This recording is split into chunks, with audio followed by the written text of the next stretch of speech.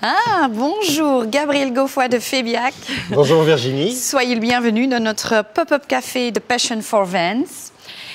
Et donc oui, Gabriel, soyons honnêtes, le mois de janvier, c'est toujours le mois du salon, encore un an d'interruption, mais on doit quand même dire que cet esprit salon est toujours là. Hein.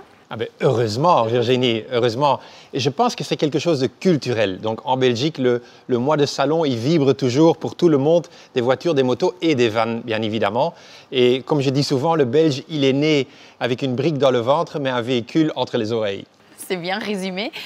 Mais on peut aussi dire naturellement qu'aujourd'hui, on va partager pas mal de nouveautés sur les utilitaires légers.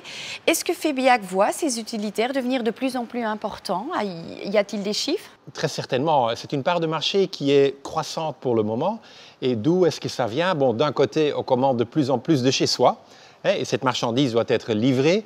Et je pense que le véhicule utilitaire léger offre la parfaite solution, dans le sens qu'il est maniable et aussi confortable qu'une voiture personnelle. Et puis, parallèlement à ça, vous avez les restrictions dans certaines villes où le poids lourd est plus difficile à accéder et où le véhicule utilitaire léger peut donc bien remplir ce rôle de last mile.